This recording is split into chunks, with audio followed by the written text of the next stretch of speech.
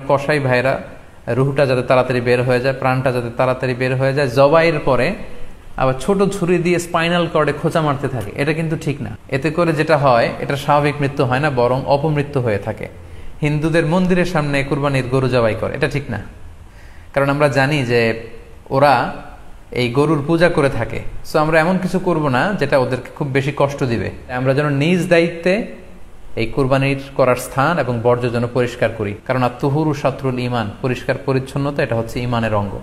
City কর্পোরেশনের ভাইয়েরা সরকারি তত্ত্বাবধানে সারা বাংলাদেশের এই সব বর্জ্য আসলে পরিষ্কার করা সম্ভব না। তো সেক্ষেত্রে আমাদেরকে দায়িত্বশীল হতে হবে। এ পর্যায়ে আমরা অল্প কয়েকটি রিমাইন্ডার আপনাদের সাথে শেয়ার করে আজকের আলোচনাটুকু আমরা এখানেই জবনিকা টানবো, এখানেই আমরা আলোচনাটি শেষ করবো ইনশাআল্লাহ। প্রথম যে রিমাইন্ডারটি আপনাদের সাথে আমি শেয়ার করতে চাই সেটি হচ্ছে, সম্মানিত সুধী, আমরা অনেকেই বাজার থেকে পশু আনার সময় বা কুরবানি করার সময় পশুর সাথে অনেক বেশি অমানবিক আচরণ করি। এতে করে কিন্তু আপনার কুরবানিটা, পুরো কুরবানির প্রক্রিয়াটাই প্রশ্নবিদ্ধ হয়ে যেতে পারে। তাই আজকের লাইভের মধ্য দিয়ে যারাই আপনারা যুক্ত হয়েছেন, আমি সবাইকে বলছি আমরা যাতে পশুর সাথে মানবিক আচরণ করি, কুরবানির পশুর সাথে এমন কোনো আচরণ যাতে না করি যাতে ওর কষ্ট না হয়, আমরা যেন এটা খেয়াল রাখি। বিশেষ করে জবাই করার আগে পশুকে ভালোভাবে রশি দিয়ে বেঁধে নেয়া এবং ছুরিটা, যেই ছুরি দিয়ে জবাই করা হবে সেটা খুব ধারালো থাকা। আল্লাহ রাসূল সাল্লাল্লাহু আলাইহি ওয়াসাল্লাম কিন্তু এই দিক নির্দেশনা আমাদেরকে দিয়েছেন। সুবহানাল্লাহ। ইসলাম যে কতটা চেক এন্ড ব্যালেন্স, কতটা ভারসাম্যপূর্ণ জীবন বিধান। আল্লাহ রাসূল সাল্লাল্লাহু আলাইহি ওয়াসাল্লাম সহিহ মুসলিমের বর্ণনায় তিনি বলছেন, ইযা যাবাহতুম ফাআহসিনু যিবহা, তোমরা যখন জবাই করবে সেখানেও তোমরা ইহসান করো।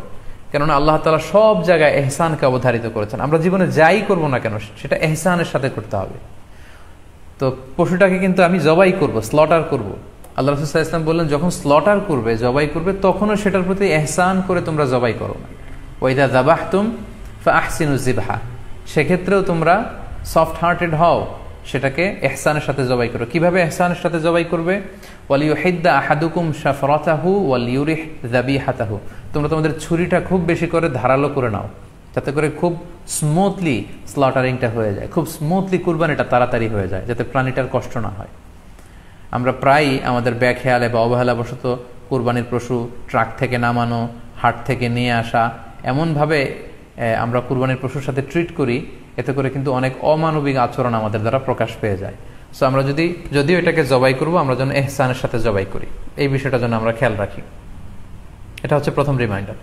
দ্বিতীয় রিমাইন্ডার হচ্ছে, আমাদের দেশে প্রায় এটা ঘটে, জবাই করার পরে অনেক কসাইরা তাড়াতাড়ি এই পশুটার দেহ থেকে প্রাণ বের হয়ে যাওয়ার জন্য ছোট ছুরি দিয়ে জবাই করা প্রাণীটার গলার মধ্যে খোঁচা মারতে থাকে, গলায় বারবার খোঁচা মারতে থাকে। এটা কিন্তু ঠিক না। স্পাইনাল কর্ডে যদি আপনি জবাই করার পরে বারবার খোঁচা মারেন, তাহলে কিন্তু এই প্রাণীটার অপমৃত্যু হতে পারে, অর্থাৎ এটা স্বাভাবিক কোনো মৃত্যু নয়। স্বাভাবিক মৃত্যু হচ্ছে জবাই করে দেয়া, এবং ইসলাম এটাকে আমাদের জন্য বৈধ করেছেন। আমরা জানি যে পাশ্চাত্যে গরুর মাথায় বুলেট মারা হয়, অথবা ইলেকট্রিক্যাল শক দিয়ে ওটাকে হত্যা করা হয়, অথবা ভারী কোনো লোহার হাতুড়ি দিয়ে গরুর মাথায় আঘাত করে সেটাকে মারা হয়। কিন্তু ইসলাম এগুলোকে নিষেধ করেছে। ইসলামের বিধান হচ্ছে স্লটারিং করা, আপনি জবাই করে দিবেন। সেক্ষেত্রে আমার মনে হয় 10 থেকে 15 মিনিট যদি আমরা একটু ওয়েট করি, গরুর দেহ থেকে সবগুলো রক্ত কিন্তু বের হয়ে যাবে, ফলে এটার গোশতটা উপাদেয় হবে আমাদের জন্য।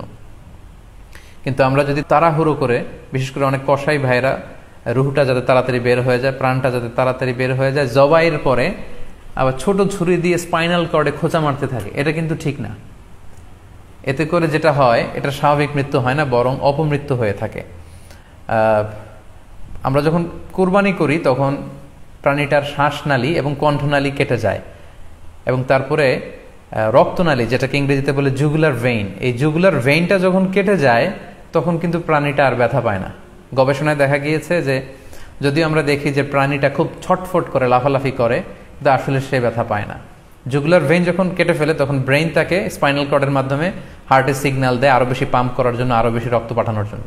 ফলে দেহের সবগুলো রক্ত গলার ওই কাটা জায়গা দিয়ে কিন্তু বের হয়ে যায়। কিন্তু ওই মুহূর্তে আপনি যখন ছোট ছুরি নিয়ে এটার স্পাইনাল কর্ডে খোঁচাখুচি করতে শুরু করেন, তখন কিন্তু এটার অপমৃত্যু ঘটে, এটার স্ট্রোক হতে পারে, এটা হার্ট অ্যাটাক করে মারা যেতে পারে। তাহলে সেটা কিন্তু স্বাভাবিকভাবে জবাইয়ের মধ্যে দিয়ে মৃত্যুবরণ করলো না, বরং হার্ট অ্যাটাক করে বা স্ট্রোক করে সেটা মারা গেল। তখন কিন্তু আপনার কুরবানিটা প্রশ্নবিদ্ধ হয়ে যেতে পারে। তো এই জন্য আমি সকলের কাছে অনুরোধ করব, আপনারা তাড়াহুড়ো না করে 10 থেকে 15 মিনিট একটু ওয়েট করেন জবেহের পরে, এটাকে স্বাভাবিকভাবে, ন্যাচারালি, প্রাকৃতিকভাবে এটা রুহুটা বের হতে দিন। তা না হলে আমাদের কুরবানি কিন্তু প্রশ্নবিদ্ধ হয়ে যেতে পারে। 3 নম্বর রিমাইন্ডার হচ্ছে, আমাদের বাংলাদেশের অনেক জেলায় আমরা হিন্দু মুসলমান একসাথে থাকি। আমার কাছে নিউজ এসেছে যে অনেক জায়গায় অনেকে হিন্দুদের মন্দিরের সামনে কুরবানির গরু জবাই করে। এটা ঠিক না, কারণ আমরা জানি যে ওরা এই গরুর পূজা করে থাকে। সো আমরা এমন কিছু করব না যেটা ওদেরকে খুব বেশি কষ্ট দিবে।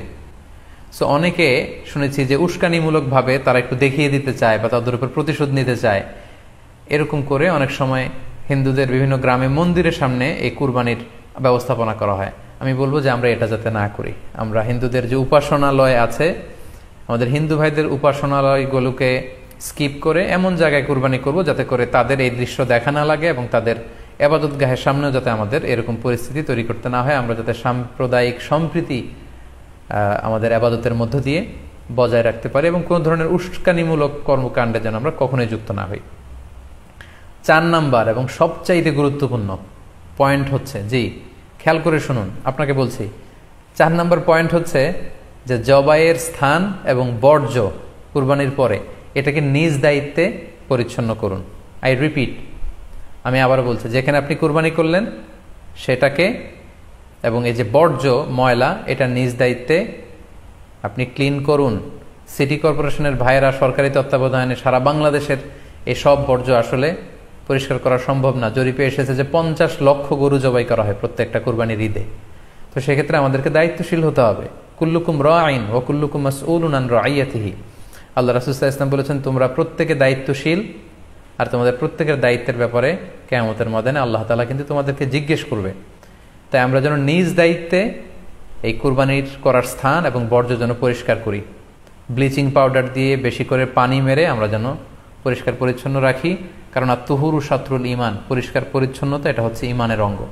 এই বিষয়টা জানে আমরা খুব গুরুত্বের সাথে নেই এবং নিজ নিজ কুরবানি আমরা যেখানে দিলাম সেই জায়গাটা যেন আমরা পরিষ্কার করি। বিশেষ করে বিভিন্ন সংস্থা যারা অনেক অনেক কুরবানি করবেন, ভলান্টিয়ারলি বিভিন্ন কুরবানি করে কুরবানির গোশত বিতরণ করবেন, আপনারা এরকম ভলান্টিয়ারলি ক্লিনলিনেস ক্যাম্পেইন করতে হবে যাতে কোনো ধরনের রক্ত, ময়লা, বর্জ্য, আবর্জনা না থাকে।